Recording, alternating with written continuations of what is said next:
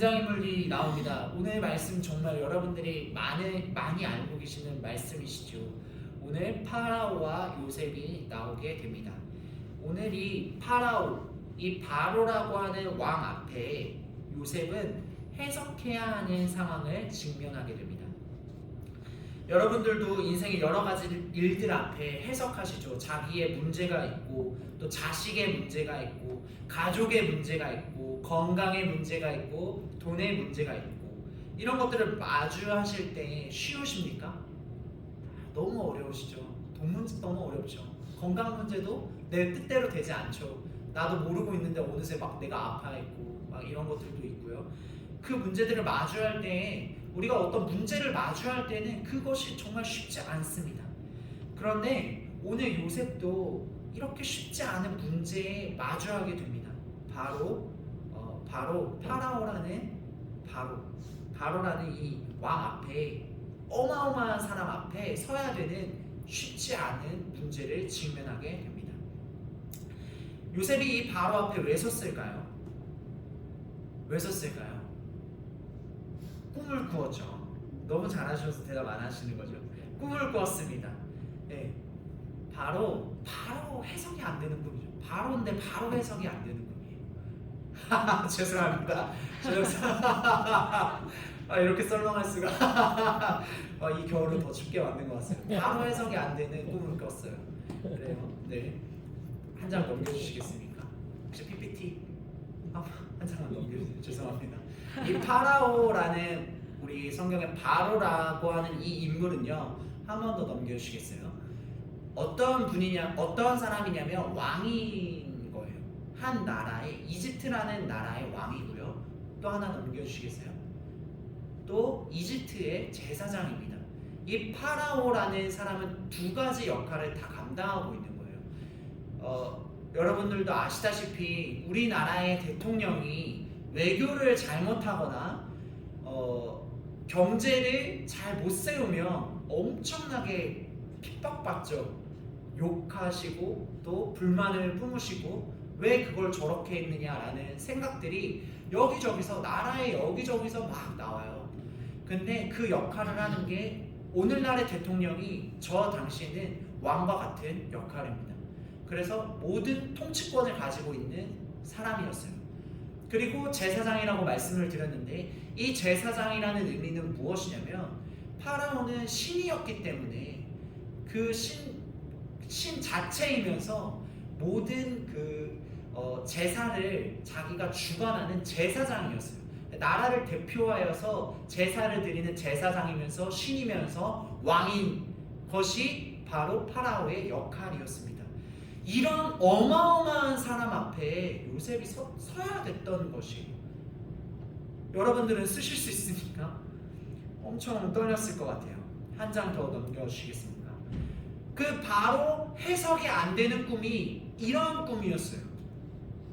아름답고 살찐 7소가 나왔고, 저기 보면은 뚱뚱한 소가 있고, 그리고 그 후에는 흉하고 파리한 7소가 날 가까이 나와서 함께 있었어요. 이 소들이 함께 있었어요.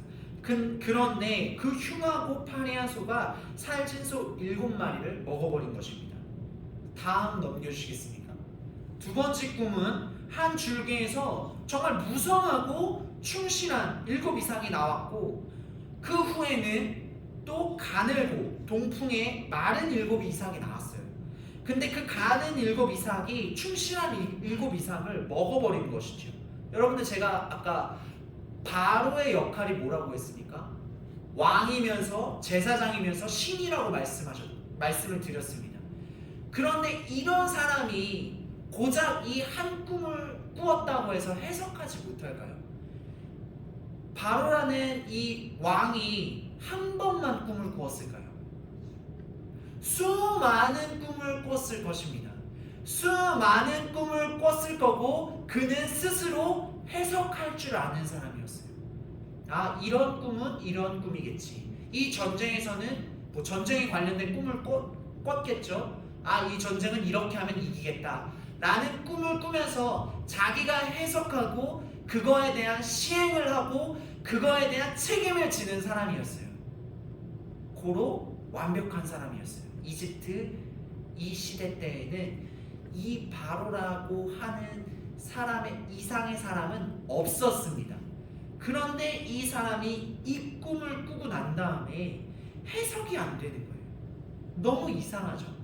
해석이 안 되니까 이 사람이 마음이 번거롭고 마음이 답답하고 괴로웠던 것입니다. 그래서 이 사람이 행동을 하게 돼요. 우리 8절 말씀 41장 8절 말씀 함께 읽도록 하겠습니다. 한 장 넘겨주시겠어요? 예. 죄송합니다. 8절 우리 말씀 함께 읽도록 하겠습니다. 잠시만요.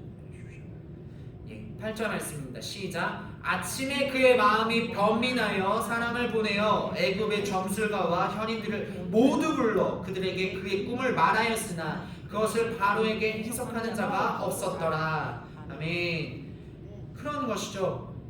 본인도 이 꿈을 다 해석할 수가 없으니까 점술가와 현인들과 모든 사람들을 다 불러서 이 꿈을 말해주고 이 꿈을 해석하라고 얘기한 거예요. 그런데 마음이 계속 번민하고 답답하고 괴로웠던 것입니다. 왜냐하면 바로가 알았다는 것이죠. 이 꿈이 얼마나 중요한 것인지 바로는 알았기 때문에 이것을 해석해야만 넘어갈 수 있는 상황이었습니다. 여러분도 그렇지 않으십니까? 여러분도 그렇지 않으세요? 열심히 내가 삶을 살아가고 있는데 안 풀리는 문제를 마주했을 때 내가 열심히 삶을 살아가고 있는데 갑자기 사기를 한 번 당하는 것도 아니고 2번, 3번, 4번 계속해서 당하고 내가 열심히 살아가고 건강을 위해서 열심히 운동을 하는데 건강검진을 받았더니 건강이 뭔가 안 좋은 것들을 발견하게 되고 내가 사업을 열심히 해야겠다라고 생각을 했는데 사업을 열심히 하고 직장생활도 열심히 하고 다 열심히 하고 최선을 다했는데 사업도 풀리지 않고 실패도 계속해서 일어나고 이런 답답한 문제를 마주하는 경우가 있지 않으십니까? 여러분들은 그 순간에 어떻게 하세요? 그렇죠? 벌써 막 답답하시죠? 막 그런 문제들 막 생각하시면 그냥 답답합니다. 그냥 괴롭고 답답하고 답답한 문제니까 답답하죠. 그렇죠? 그런데 그런 문제를 마주하실 때 여러분들은 어떻게 하십니까? 오늘 바로와 같이 요셉을 찾으시겠습니까? 아니면 하나님을 찾으시겠습니까? 그렇죠? 저는요 이런 답답한 문제를 마주했을 때 요셉을 찾았습니다. 이 요셉을 찾았다는 것은 무엇이냐면요, 그 바로의 입장에서 뭔가 이것을 해석해 줄 만한 사람을 찾은 것이죠. 그 사람을 찾았다는 것 자체가 틀렸다는 것이 아니라 하나님 앞에 먼저 구하지 않았다는 것이 잘못된 것입니다. 나의 지혜를 제가 먼저 찾았고요, 나의 해석을 먼저 찾았고요, 나의 방법을 먼저 찾았습니다. 나의 방법을 먼저 찾으면 이 문제를 쉽게 풀 수 있을까? 이 문제에 있어서 경험한 사람의 이야기를 들으면 이 문제를 쉽게 해결해 줄 수 있을까? 라는 그런 나의 생각, 나의 지혜, 나의 방법을 통하여서, 나의 해석을 통하여서 그 방법들을 찾았다는 것이죠. 그런데 그 요셉을 찾았을 때에 너무 신기한 것은 그 문제가 당장 풀리는 것 같지 않더라고요. 당장 풀리는 것 같지 않고 당장 풀리는 것처럼 보여도 이 삶이라는 연장선, 인생이라는 이 연장선에서 보았을 때는 그냥 하나의 점에 불과한 것이죠. 우리의 인생은 선이지요. 계속해서 흘러가고 있는 선인데 내가 나의 지혜를 구하고 나의 해석을 구하고 나의 방법을 구했을 때는 그냥 그 점 하나 딱 찍고 해결하는 그런 모습밖에 되지 않는다라는 것입니다. 그래서 나의 지혜, 나의 해석, 나의 방법은 우리의 인생의 문제를 풀 수 없다는 것입니다. 그렇습니다. 네, 바로가 요셉을 부른 이유는 이러합니다. 바로가 막 번민하고 있을 때에 술 맡은 관원장이 등장하면서 바로에게 이런 이야기를 꺼내게 돼요. 우리 9절부터 13절 함께 읽어보도록 하겠습니다.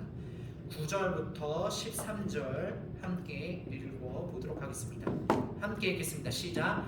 술 맡은 관원장이 바로에게 말하여 이르되 내가 오늘 내 죄를 기억하나이다. 바로께서 종들에게 놓아사 나와 떡 굽는 관원장을 친위대장의 집에 가두셨을 때에 나와 그가 하룻밤에 꿈을 꾼즉 각기 뜻이 있는 꿈이라. 그곳에 친위대장의 종된 히브리 청년이 우리와 함께 있기로 우리가 그에게 말하매 그가 우리의 꿈을 풀되 그 꿈대로 각 사람에게 해석하더니 그 해석한 대로 되어 나는 복직되고 그는 매달렸나이다.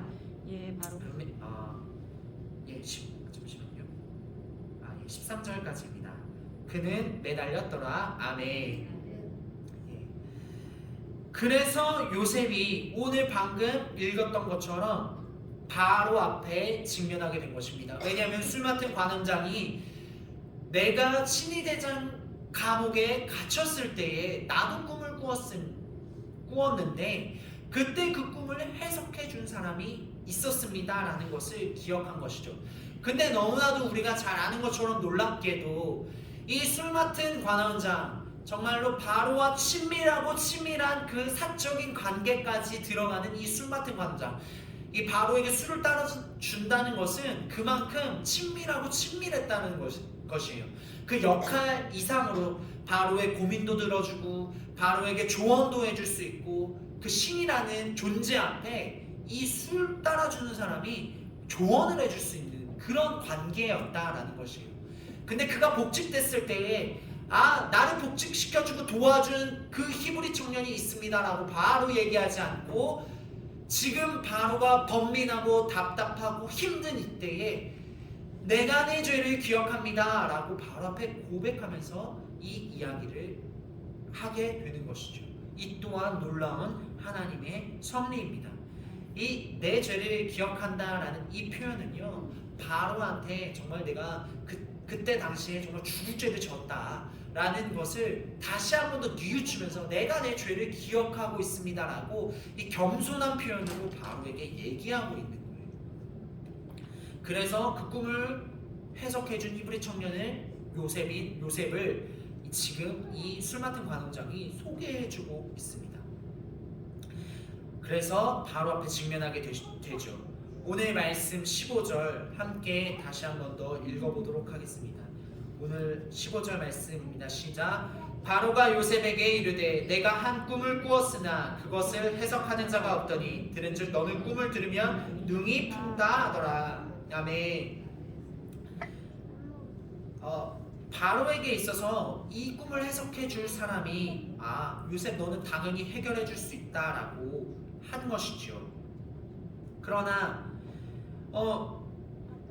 우리가 잘 아는 것처럼 해석은 요셉에게 있지 않았습니다. 그리고 요셉이 이 바로라는, 아까 제가 바로라는 어떤 존재에 대해서 얘기했죠. 왕이면서 제사장이면서 신, 히브리 청년인 고작 이 히브리 청년인 요셉이 바로 앞에 섰을 때 안 떨렸을까요? 두렵지 않았을까요? 네. 그렇죠. 두렵고 떨리죠. 제가 저희 담임 목사님을 만나거나 우리 어른들을 만나거나 아니면 대통령을 만난다거나 심지어 그냥 국회의원을 만난다고 하더라도 그렇게 떨리는데 그냥 나를 불러주신 것 자체가 너무 특별한 순간이고 귀한 순간인데 떨리죠. 요셉도 떨리는 순간과 두려운 순간을 마주할 것이라고 우리는 생각합니다. 그런데요, 놀랍게도 요셉은 그런 것과 상관이 없었습니다. 왜냐하면요, 그 청년이 두렵지 않은 이유는 무엇이냐면 창세기 40장 5절에서 8절로 넘어가 보면 우리는 알 수 있습니다. 한 장을 넘겨주시겠어요? 이 말씀은 준비가 안 돼서 죄송합니다. 40장 5절에서 8절 말씀 우리 함께 읽어보도록 하겠습니다. 40장 5절에서 8절 시작. 옥에 갇힌 애굽의 왕 술 맡은 자와 떡 굽는 자 두 사람이 하룻밤에 꿈을 꾸니 각기 그 내용이 다르더라. 아침에 요셉이 들어가 보니 그들에게 근심의 빛이 있는지라. 요셉이 그 주인의 집에 자기와 함께 갇힌 바로의 신하들에게 묻되 어찌하여 오늘 당신들의 얼굴에 근심의 빛이 있나이까? 그들이 그에게 이르되 우리가 꿈을 꾸었으나 이를 해석할 자가 없도다. 요셉이 그들에게 이르되 해석은 하나님께 있지 아니하니까 청하건대 내게 이르소서. 아멘. 요셉은 말하죠. 해석은 하나님께 있지 아니하나이까 그러니 내게 이르소서라고 얘기합니다. 요셉은 이것을 분명히 알고 있는 사람이었어요.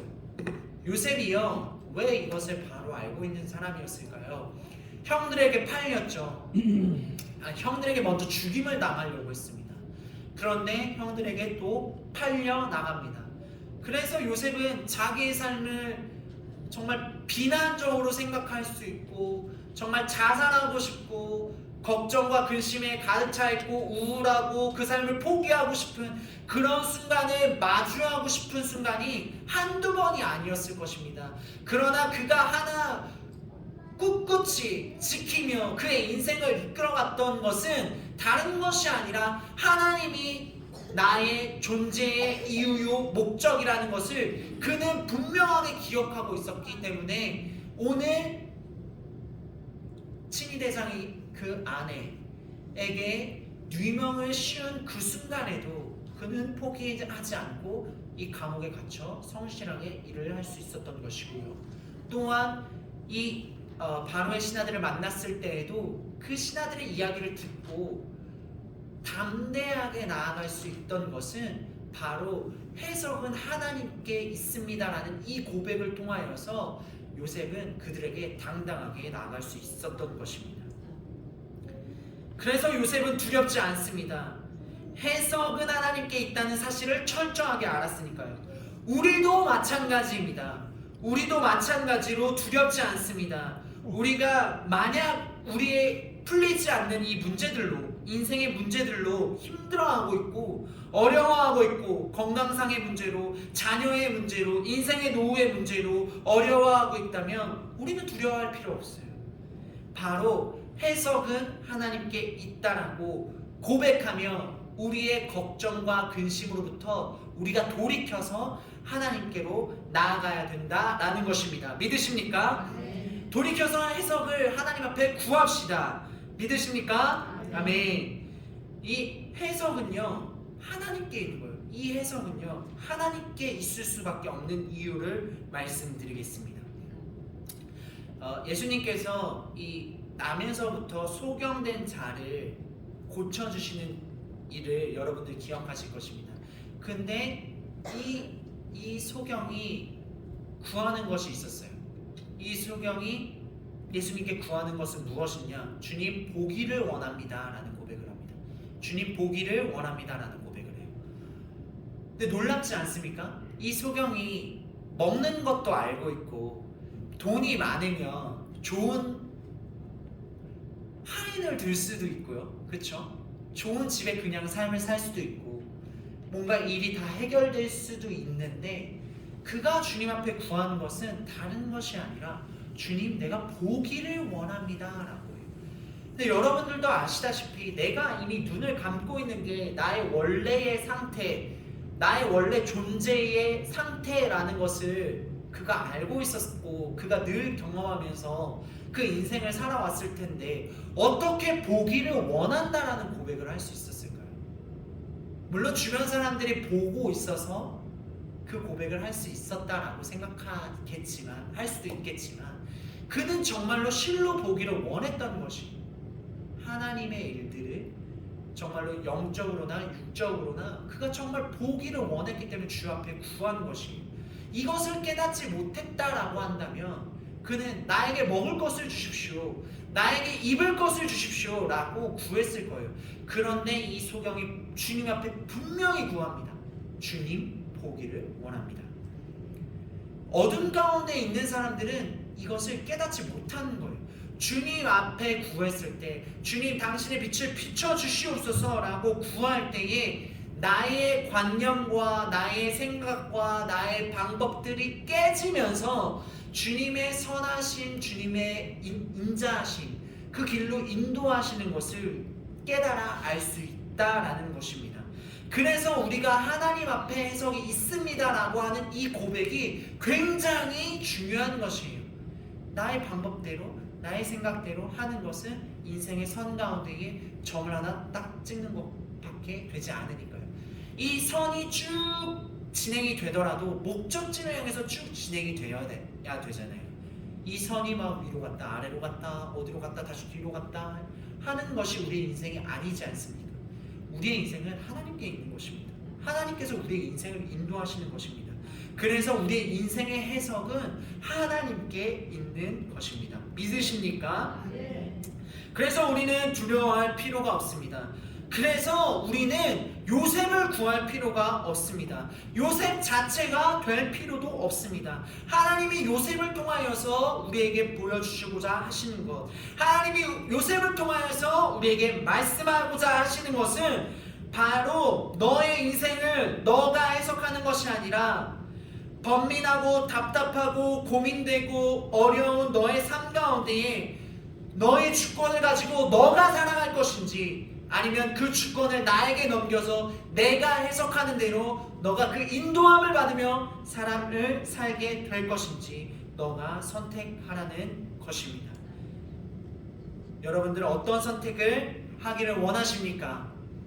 여러분들 인생의 해석을 꿈뿐만 아니라 꿈도 인생도 우리 어떤 문제들도 해석하는 가운데 이 선택을 누구에게 맡기시겠습니까? 오늘 말씀처럼 오늘 요셉이 바로 앞에 떨렸을 수도 있겠지만 당당하게 섰던 것처럼 하나님께 해석이 있음을 고백하시면서 우리의 문제를 주님 앞에 내어드리며 넘어가시는 우리의 모든 성도님들 되시기를 이 시간 예수 그리스도 이름으로 축복합니다. 아멘. 기도하시겠습니다.